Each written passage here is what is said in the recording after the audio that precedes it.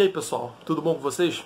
O meu nome é Aldrin de Carvalho, esse aqui é o meu canal, que é o canal do Aldrin, e hoje nós estamos aqui para dar prosseguimento à nossa resenha da história da filosofia do Giovanni Reale e do Dario Antiseri.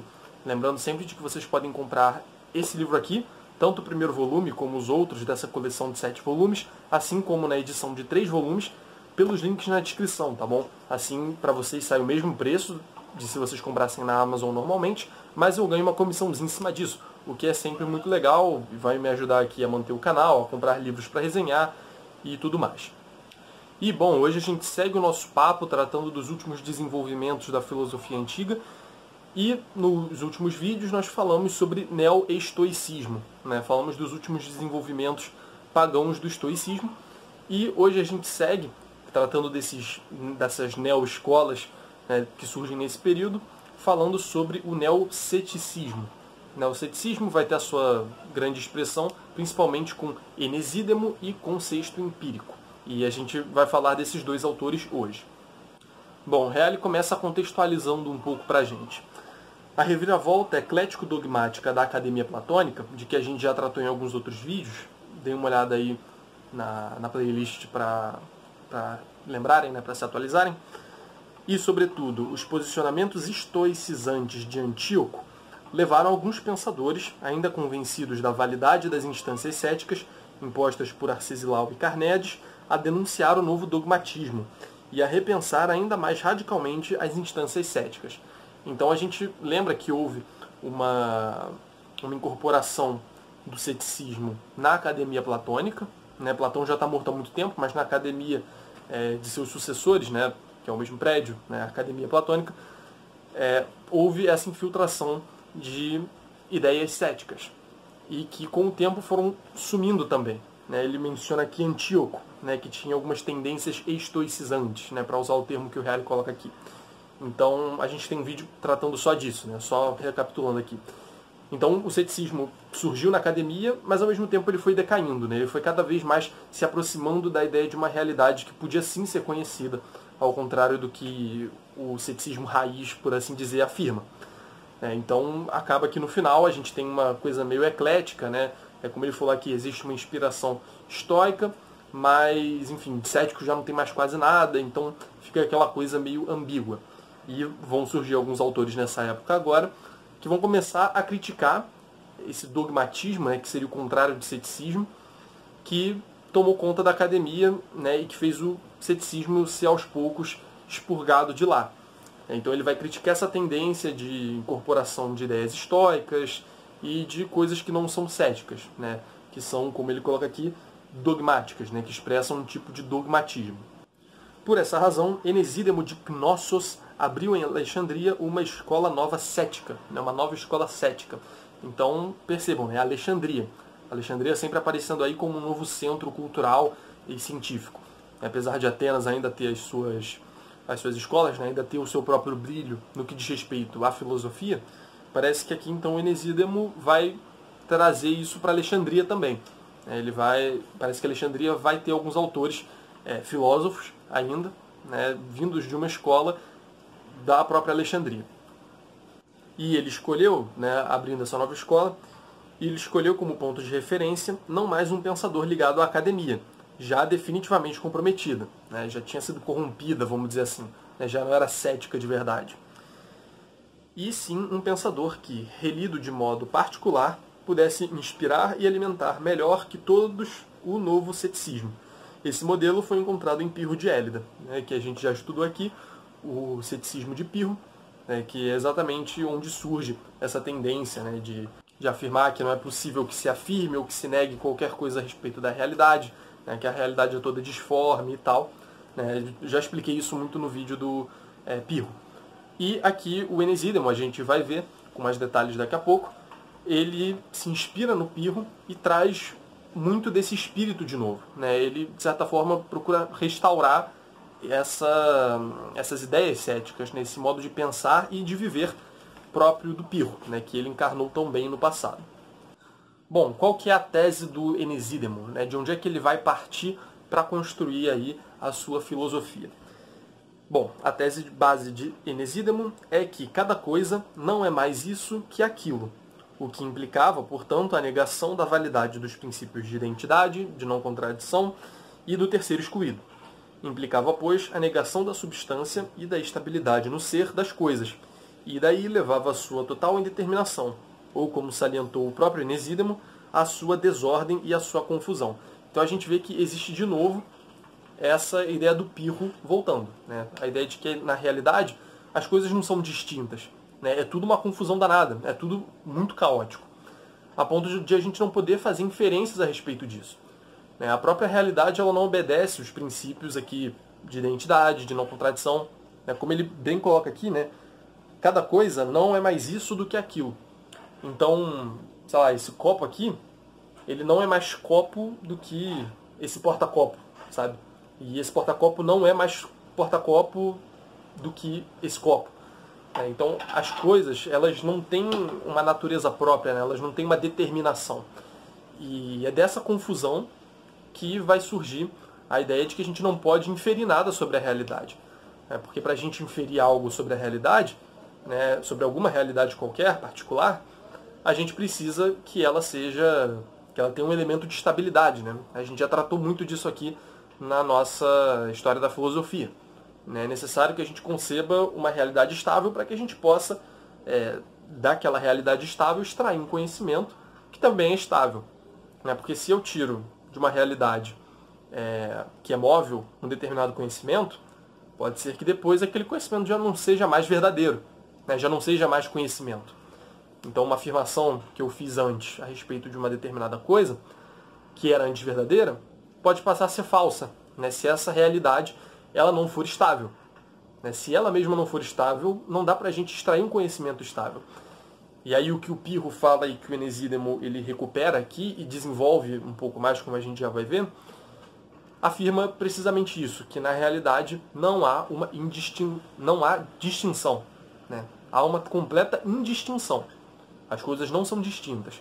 Né? O meu telefone que está aqui me gravando na minha frente não é mais telefone do que o copo que está aqui do meu lado com o qual estou bebendo água. Né? Não existe uma natureza própria de cada coisa, um limite, né? Uma delimitação. Então é daí que vai surgir o espírito cético, né, em relação às coisas. Porque, como eu falei, se a própria realidade ela não comporta uma estabilidade, como é que a gente vai fazer juízos estáveis sobre essa realidade? Como é que a gente vai, dali, tirar um conhecimento? Isso não é possível, como a gente já viu, já falamos no vídeo do Pirro e tudo mais. Inclusive, isso beira muito a teoria do Heráclito, né? Pelo menos a imagem que a gente tem da teoria do Heráclito, né? Que é aquele movimento absoluto. Não é exatamente como o Heráclito, inclusive a Reale já vai falar disso, mas é um pouco nesse espírito, né? Um movimento constante, a coisa é e depois não é, então não dá pra gente fixar nada a respeito de nada que seja, porque não há algo que é estável. Enfim, acho que já deu pra entender. Eu também já falei disso outras vezes, então só aqui recuperando esse exercício, né, pra gente pensar. Sempre bom lembrar disso. Foi precisamente essa a condição das coisas que Enesídemo procurou fazer emergir, de modo programático, mostrando em primeiro lugar que a aparente força persuasiva das coisas era sempre possível contrapor considerações dotadas de igual grau de credibilidade, que anulavam, ou pelo menos contrabalanceavam em sentido oposto àquela aparente força persuasiva. Então, se eu olho para uma realidade e dali eu tenho a impressão de que eu extraio uma verdade, segundo ele aqui, sempre é possível levantar possibilidades tão convincentes quanto, que são contrárias a essa verdade que a gente acha que captou. Então a gente faz uma afirmação sobre a realidade, a gente acha que tem muito motivo para sustentar aquilo, né? Como ele fala aqui, né? A realidade parece que tem uma força persuasiva, né, de dizer uma verdade, mas, segundo o Enesídemo, sempre dá pra gente, a partir dessa verdade que a gente captou, a gente já acha que captou, né, contrapor uma outra afirmação que tem tantos motivos para a gente crer nela quanto na outra. Então, é uma afirmação, sempre é possível levantar uma afirmação contrária a uma afirmação muito convincente, tão convincente quanto ela. É basicamente isso que ele vai falar aqui. E com o objetivo de sustentar essa tese dele, né, de mostrar que isso que ele está falando realmente faz sentido, ele elabora um quadro das supremas categorias da dúvida, que os antigos chamavam tropos ou modos, que levam à suspensão do juízo. Então, o Enesídemo parece que ele vai elencar 10 modos, né, 10 constatações que fazem com que o ceticismo seja, de certa forma, justificado.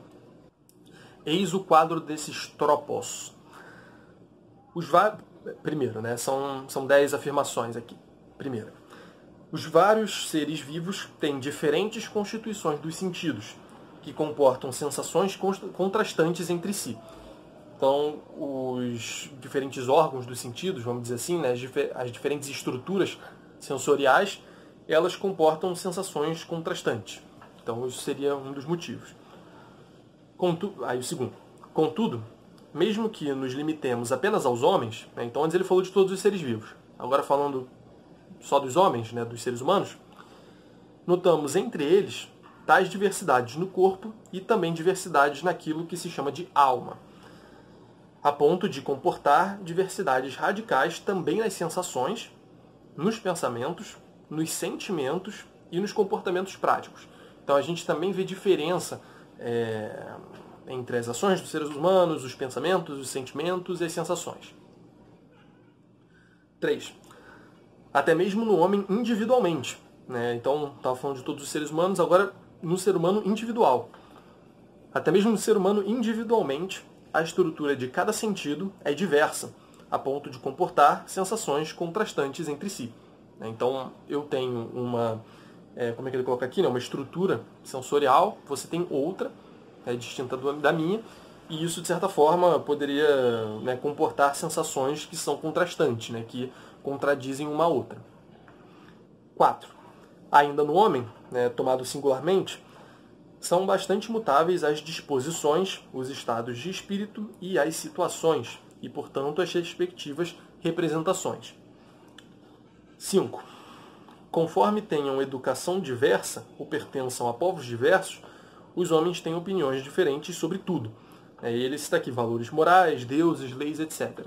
Então o ser humano, e ele elenca aqui por motivos de educação e por questões geográficas, né, de lugar que a pessoa nasceu, de natividade, e isso faz com que diferentes pessoas tenham opiniões diferentes. Então parece que a opinião das pessoas também é algo que varia muito, né? E há muitas opiniões que são contrastantes.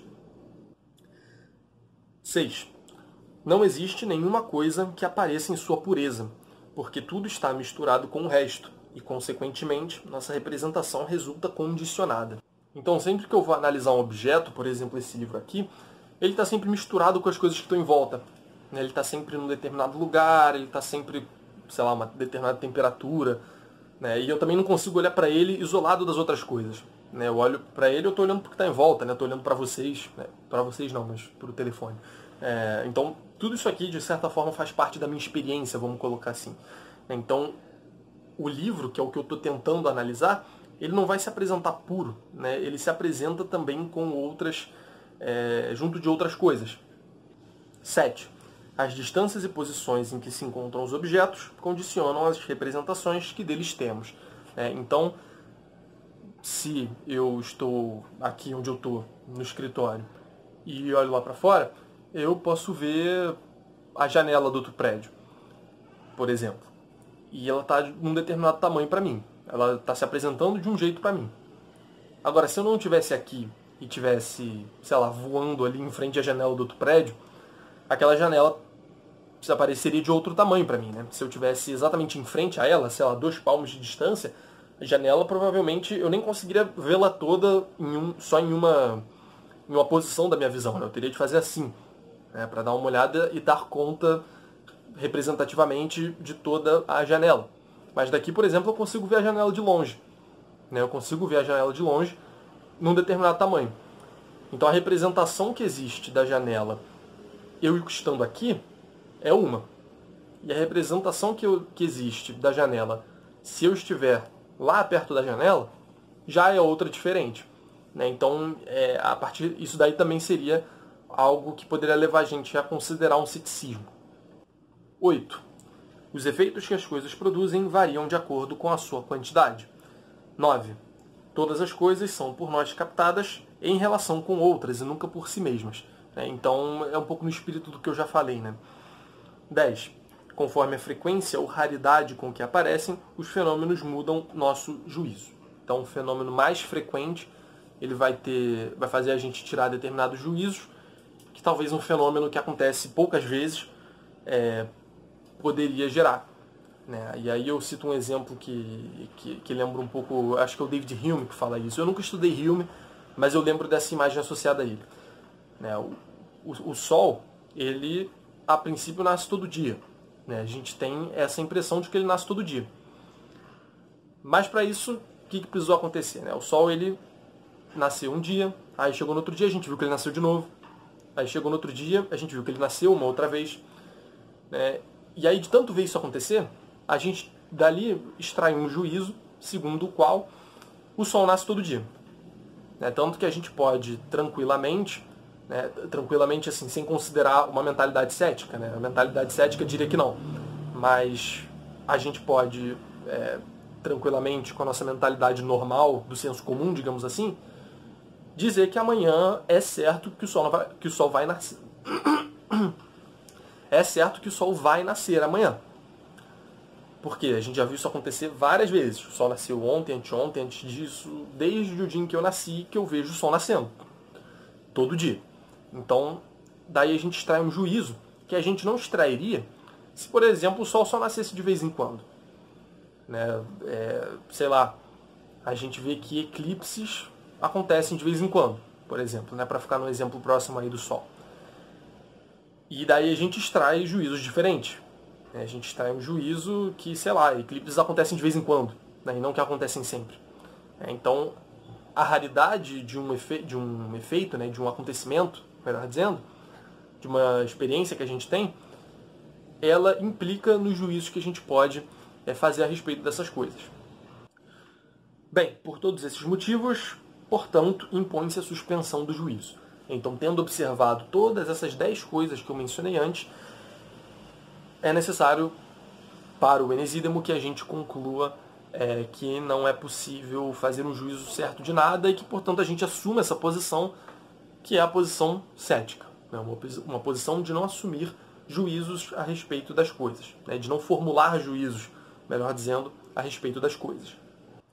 E além de fazer esse mapeamento do que o Reale coloca aqui como categorias da dúvida, o Enesídemo ele também vai trabalhar num mapa das dificuldades que impedem a construção de uma ciência. E aí ele tenta desmantelar de modo sistemático as condições e os fundamentos postulados pela ciência. Então, aí ele vai, como um bom cético, né, ele vai criticar essa coisa de que você pode ter um conhecimento certo a respeito das coisas e, portanto, criticando, obviamente, a possibilidade de você desenvolver uma ciência propriamente dita a partir de qualquer objeto que seja. Né? E aí o Reale vai colocar aqui alguns pontos que ele levanta em relação a isso. Ele fala aqui que a possibilidade da ciência supõe, em geral, 3 coisas. A existência da verdade, a existência das causas, né, dos princípios ou razões causais.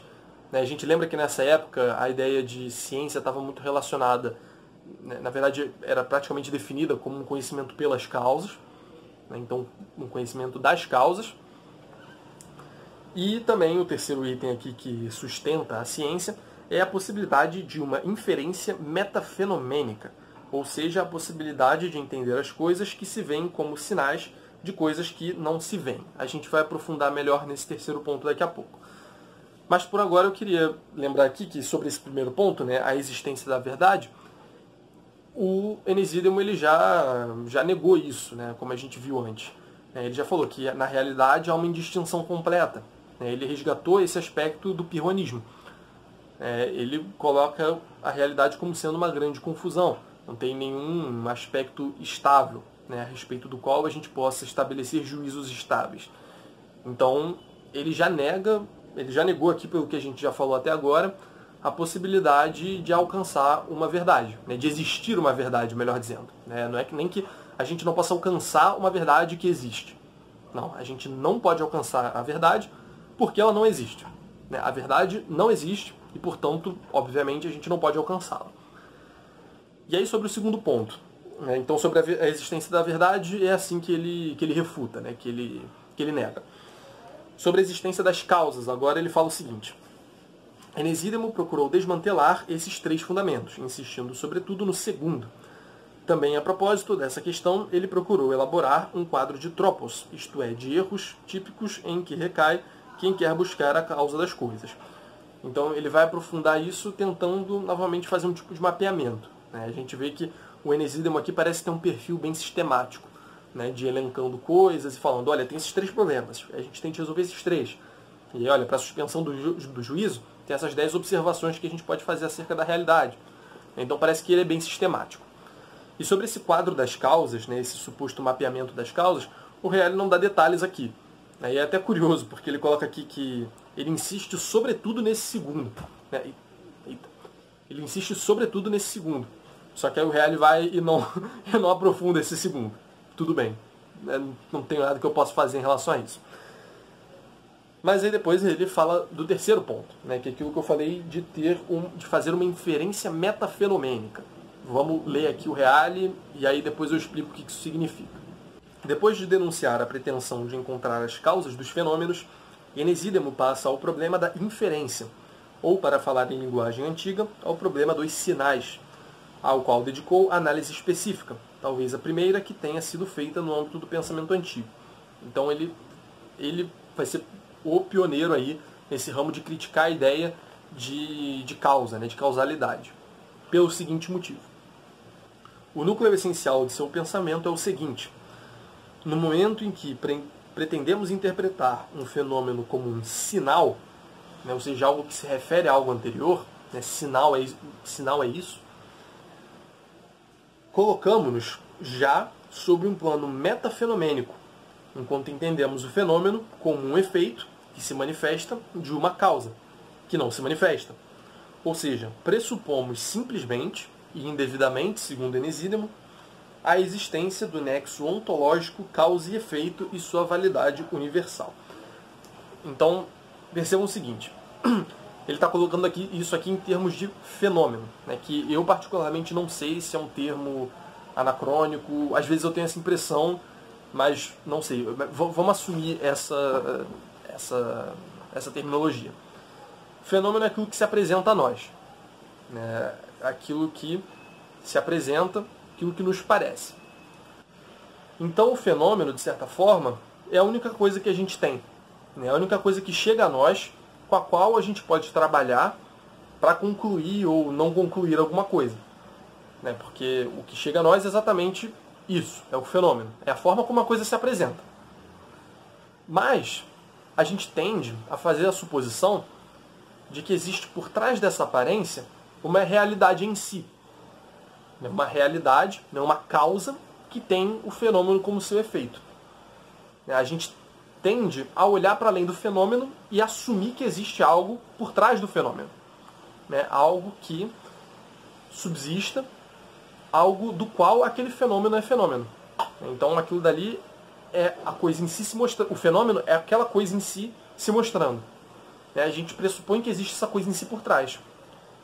Só que, como a única coisa que a gente tem em mãos, a única coisa que chega pra gente é precisamente o fenômeno, precisamente a aparência, por que a gente deve supor que existe algo por trás disso? É porque a gente não tem nada fora do fenômeno que chega até nós. É só o fenômeno. Então por que a gente deve supor que aquele fenômeno, que aquela aparência é a aparência de alguma coisa? Percebem? E é isso que ele chama de uma inferência metafenomênica. Que supor que existe uma causa por trás dos efeitos é achar que você está como que de fora, com a experiência ali, com o universo entre parênteses, observando aquilo como observador externo. Mas não, isso parece não ser possível, porque o que se aparece para nós é exatamente o fenômeno. E nada além do fenômeno se apresenta para nós. Então por que a gente deve supor que existe algo além do fenômeno? Isso funciona com a terminologia de causa e efeito também. Porque se a gente só conhece os efeitos, por que a gente deve supor que existe uma causa da qual esses efeitos são efeitos? se a gente só tem conhecimento do efeito, por que a gente precisa inferir uma causa? O cético, aqui nos moldes do Enesídemo, vai dizer que não tem motivo. Né? Isso aí é uma tentativa, como ele coloca aqui, indevida. Né? De tentar fazer uma inferência, que, como eu já disse, é metafenomênica. Né? É olhar para o fenômeno e achar que você consegue falar algo de fora do fenômeno. Só que é a única coisa que você tem é um fenômeno. Então, essas realidades que estão para além do fenômeno, simplesmente não dá para você afirmar que elas existem. Né? Que essa relação entre um efeito e uma causa existe. Porque você não vê o conhecimento dessa causa. Né? Então, aqui nasce essa crítica, né, que vai haver no David Hume, lá, aí já na Era Moderna, né? Falaremos disso daqui a vários meses. Essa crítica em relação a essa correspondência ontológica, né? Essa causalidade propriamente dita entre causa e efeito. O Reale coloca aqui, em termos de uma existência de um nexo ontológico, causa e efeito, e a sua validade universal. Então a gente não só afirma que há isso, como há isso para todos os casos. Então isso seria uma pretensão completamente indevida para o Enesídemo, já que o que chega para nós é só o fenômeno. Então não tem por que a gente supor que há algo além dele. E aí que o Reale insere aquela comparação com a filosofia de Heráclito. Ele fala aqui que a orientação cética é um caminho que conduz à filosofia heraclitiana. E aí ele explica, né? Com efeito, à medida que Enesídemo resolvia o ser no aparecer, o em si no para nós, né? Então o que há é o fenômeno, o que há é a aparência nesse sentido, né? Que pode ser, pode não ser, é aquilo tanto quanto não é aquilo, né? E todas essas formulações que a gente já estudou aqui, resolve também a substância no acidente, ele tolia o fundo estável do ser e da substância, devendo, consequentemente, desembocar no heraclitismo. Então, na ideia de que toda a realidade é mutável. Mas, não, ele coloca aqui, né, ou melhor, desembocar naquela forma de heraclitismo que, deixando de lado a ontologia do logos e da harmonia dos contrários, já a partir de Crátulo pusera ênfase no mobilismo universal e na instabilidade de todas as coisas. Então, no Heráclito, a gente até ainda tinha isso um pouco não tão radical assim. Porque por mais que houvesse esse movimento, né, intrínseco à realidade e constitutivo mesmo, havia esse logos, né, que rege esse movimento de alguma forma entre dois contrários. Né, aquele movimento entre os contrários que a gente já estudou bastante no vídeo do Heráclito. Né? Volte aí, acho que é o episódio 7 da nossa série. Bastante tempo, faz bastante tempo mesmo. Inclusive esse episódio 70, né? Caramba, multiplicamos por 10 desde o vídeo do Heráclito. Pô, legal, agora que eu me toquei, esse episódio 70. Interessante, enfim, ninguém se importa, só eu mesmo me importo com isso, eu acho. Enfim, então não é exatamente um heraclitismo, né? Mas é uma forma de heraclitismo. Né? Uma forma de heraclitismo que privilegia, né, que absolutiza realmente essa questão do movimento, ignorando todas as outras realidades que existem dentro da filosofia do Heráclito. E aqui desaguando na concepção que a gente geralmente tem do Heráclito. Né? Vocês que acompanham a série de História da Filosofia sabem que não é exatamente essa coisa do movimento desgovernado e ponto e acabou. Né? Mas existe essa ideia do logos que vai governar esse movimento e tal. Mas a concepção que a maior parte das pessoas tem do pensamento do Heráclito é que esse movimento 100% confuso, 100% arbitrário, 100% aleatório, e que não é o caso. Mas aqui parece que o Enesídemo ele chega mais nessa posição que é a ideia comum do pensamento do Heráclito, sabe? Essa ideia realmente de que movimento indistinto, e que tudo é e não é, e pá. Bom, e ele também fala um pouquinho sobre moral pra gente. Basicamente vai falar que, resumindo aqui, ele vai falar que a gente não pode conhecer nem o bem, nem o mal, nem a virtude, nem o telos do homem, enfim. Não dá pra gente conhecer nada a respeito dessas categorias de bem e de mal que foram desenvolvidas pelos filósofos anteriores. Ele negou que os conceitos de bem e mal e de indiferentes também, preferíveis e não preferíveis, estivessem no domínio da compreensão humana e do conhecimento. Então, parece que não é nem que ele nega que existam, mas ele nega que estão no domínio do conhecimento. Isso aí não dá pra gente fazer a menor ideia, não dá pra ter certeza disso, esquece, esse tipo de discussão não vai levar a nada. Também criticou a validade das concepções propostas pelos dogmáticos em relação à virtude. E aí ele também criticou a ideia de entender como um fim do homem a questão da felicidade, do prazer, da sabedoria ou qualquer coisa semelhante, opondo-se a todas as escolas filosóficas, né? Que é o que o espírito cético deve fazer, né? Enquanto as escolas filosóficas, elas de certa forma impõem dogmas, né? Elas identificam realidades que certamente são, o cético ele nega essa possibilidade. Então, evidentemente, ele vai se contrapor a todas as escolas filosóficas que há. Então, ele acabou concluindo que não há um telos, né? Não há um fim último do homem, para o qual o homem tende e que justifica as ações dele, né? E que deve ser buscado por si mesmo, enfim. Para ele, como para os céticos anteriores, o único fim, quando muito, poderia ser a própria suspensão do juízo, com o estado de imperturbabilidade, né, de ataraxia, dela decorrente. Então o cético deve continuar fazendo aquilo que os céticos de antes faziam, né, que é buscar essa imperturbabilidade que deriva principalmente dessa suspensão geral do juízo, né, da suspensão de virar e falar, olha, não vou emitir juízo a respeito de nada, porque não dá para eu conhecer as coisas, porque não existe uma realidade estável, e assim por diante.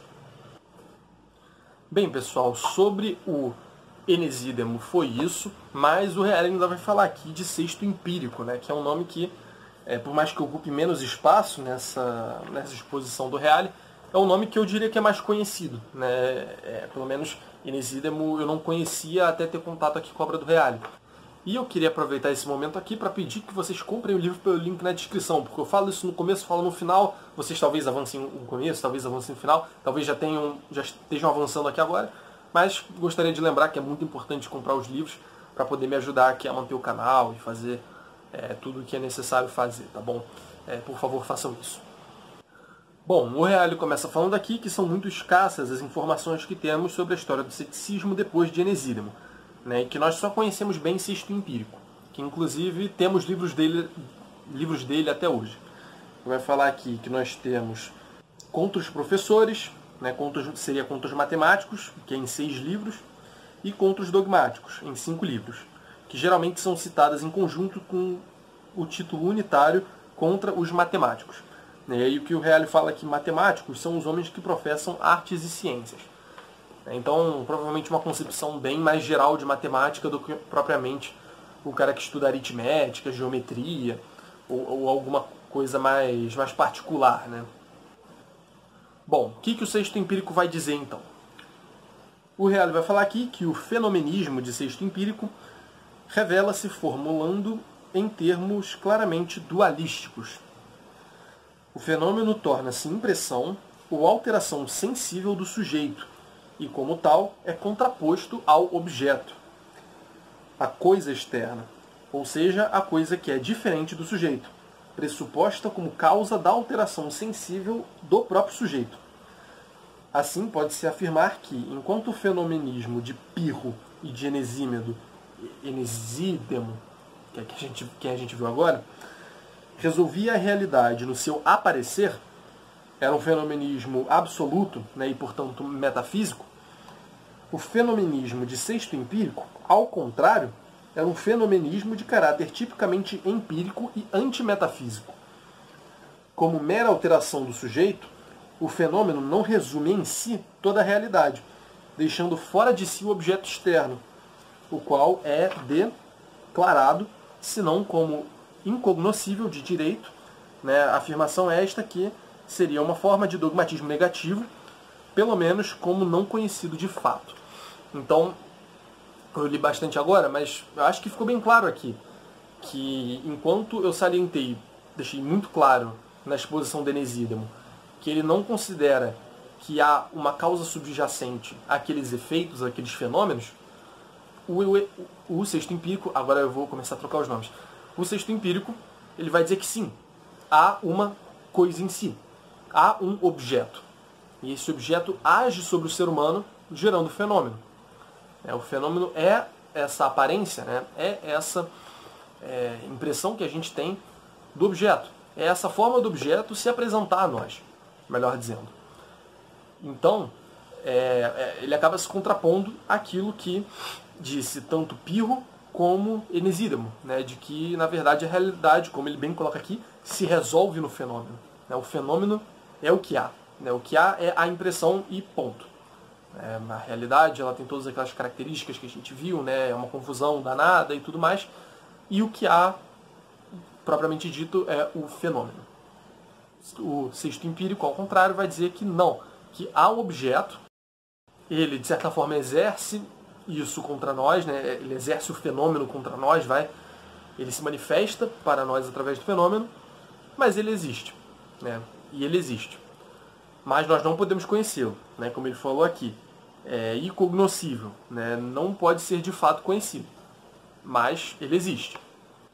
Então o fenômeno ele é puramente empírico, ele é puramente a apresentação da coisa a nós, né? É uma questão de experiência aí. Ao contrário de o que acontecia no Pirro e no Enesídamo, né? Que o fenômeno, ele em si, era o metafísico, né? Ele em si era a realidade que havia, né? Ele em si era a coisa, né? Ele não era efeito de uma causa, né? Ele era o que havia e ponto. Então, o fenômeno ele adquiriu uma conotação metafísica nesse sentido, né? Absolutizante, a gente poderia dizer. E aqui não. Aqui não, aqui o fenômeno é realmente um fenômeno, né? É o que se apresenta de um determinado objeto que existe por ele mesmo, independente de nós, independente do fenômeno. E ele se apresenta através do fenômeno a nós.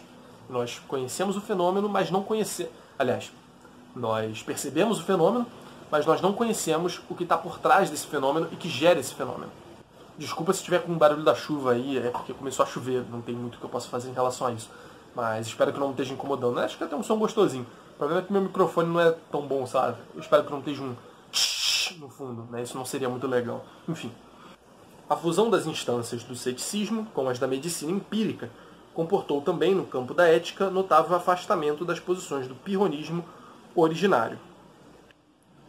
E ele fala aqui que com o sexto empírico constrói-se uma espécie de ética do senso comum, muito elementar e calculadamente primitiva. Então, basicamente, ele vai assumir o senso comum, né? Não vai dizer que verdadeiro. Não, ele está dizendo que a gente não consegue conhecer a coisa em si. Mas ele vai desenvolver ainda assim uma ética sobre o senso comum, né? Sobre essa impressão que a gente tem das coisas, sobre o modo comum de conduzir a vida. Segundo o sexto, é possível viver segundo a experiência comum e segundo o costume, se nos conformarmos a estas quatro regras elementares. Seguir as indicações da natureza é a primeira delas. Em segundo lugar, seguir os impulsos de nossos sentidos, que nos levam, por exemplo, a comer quando temos fome e beber quando temos sede. Em terceiro, respeitar as leis, os costumes e o código moral do próprio país. E em quarto, não permanecer inerte, mas exercer alguma arte. E aí, consequentemente, o ceticismo empírico não prega a apatia, e sim a metriopatia, como ele coloca aqui, né? Ele coloca entre aspas. Ou seja, a moderação das sensações que experimentamos por necessidade. Então ele vai falar, olha, a gente necessariamente vai experimentar algumas coisas, mas a gente precisa moderar isso daí, né? Parece um pouco no espírito do que a gente já falou agora, né? Parece que o sexto empírico ele passa a dar uma certa, eu não diria uma importância para o senso comum, mas ele passa a admitir o senso comum e a trabalhar isso de alguma forma, né? Assumir que é algo que está ali e, bem, até dá para viver nesse sentido, né? Então, tem o senso comum, a gente já viu que não dá para conhecer a realidade e tal, mas dá para a gente se orientar com isso de algum jeito. Ele não, enfim, o Reale aqui não explica muito bem como é que ele relaciona essa questão do senso comum com o resto da teoria dele, né? Com toda essa negação do conhecimento da coisa em si, da realidade em si que ele propõe. Também o cético sente fome, sede e outras sensações semelhantes, mas recusando-se a julgá-las males objetivos, males por natureza, ele limita a perturbação derivada dessas sensações. Sexto já não pode, precisamente com base na experiência reavaliada, considerar que o cético deva ser absolutamente impassível. E aí o Reale fala aqui, né, que isso acaba levando a uma certa revalorização da vida comum, né, uma revalorização do útil consequente disso. E é basicamente isso. E aí o Reale ele fecha essa parte do sexto empírico falando o seguinte: os céticos esperavam atingir a imperturbabilidade, dirimindo a desigualdade que há entre os dados do sentido e os da razão. Porém, não conseguindo, suspenderam o juízo, e como que por acaso a essa suspensão sobreveio a imperturbabilidade, como a sombra ao corpo. Então, da suspensão do juízo que realmente vai vir essa paz, que é o que realmente importa, que é o que realmente subjaz por trás de todas essas teorias, é exatamente onde culminam essas teorias. É necessário que a gente assuma, então, essa imperturbabilidade derivada da ausência de juízo a respeito das coisas. E ainda não acabou, porque ele vai falar aqui sobre o fim do ceticismo antigo. Rapidinho, vai só mencionar algumas coisas. Com o sexto empírico, juntamente com o seu triunfo, o ceticismo celebra também a sua própria destruição. Ele acaba assumindo o senso comum, talvez a gente possa dizer que tem a ver com isso. Todavia, destruindo a si mesmo, não destruiu a filosofia antiga, que ainda apresenta um período de gloriosa história depois dele. Destruiu certa filosofia, ou melhor, aquela mentalidade dogmática que fora criada pelos grandes sistemas helenísticos, sobretudo pelo sistema estoico. E é muito indicativo o fato de que, em suas várias formas, o ceticismo nasça, se desenvolva e morra em sincronia com o nascimento, o desenvolvimento e a morte dos grandes sistemas helenísticos. Isso aqui eu acho que é interessante, porque ele relaciona, né, o surgimento de escolas da filosofia com o nascimento do ceticismo ali contemporâneo, e depois a queda de outras escolas com a queda do ceticismo também.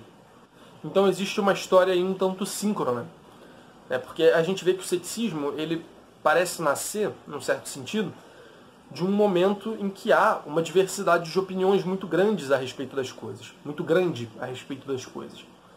Então há muitas opiniões. Os aristotélicos dizem algo, os estoicos dizem outra coisa, os platônicos outros, os epicuristas uma outra diferente.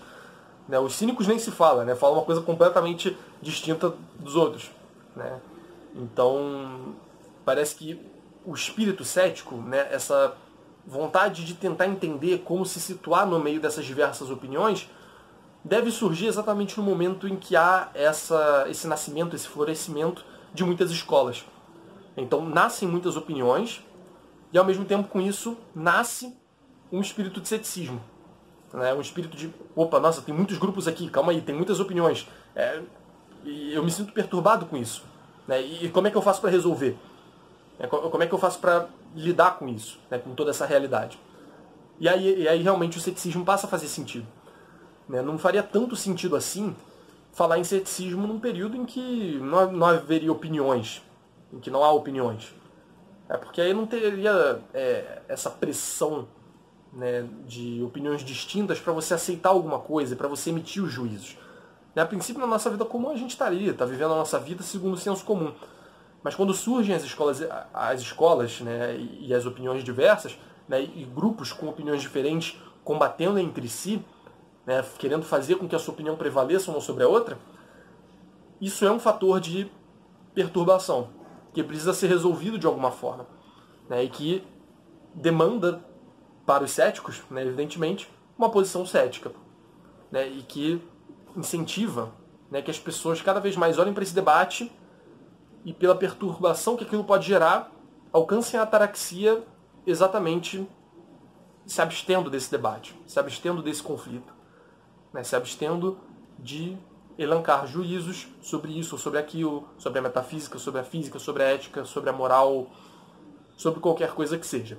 Então a gente vê que faz muito sentido que o ceticismo ele nasça junto das escolas dogmáticas e caia também junto das escolas dogmáticas.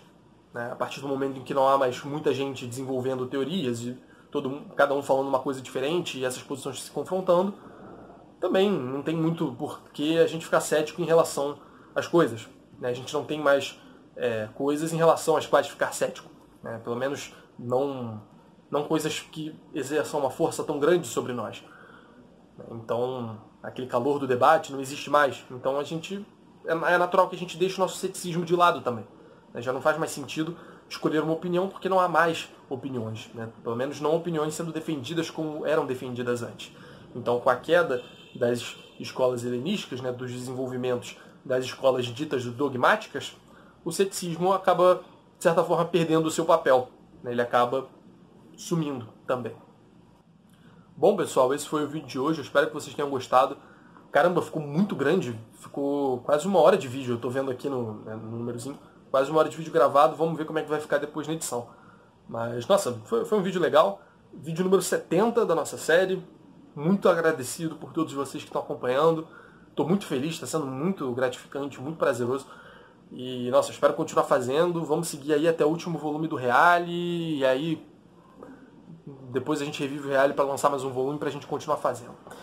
Bom, comprem os livros pelo link na descrição para me ajudar. Deixem um like, compartilhem o vídeo com quem vocês acharem que possa se interessar. Comentem alguma coisa. E façam todas essas coisas aí, beleza? Valeu!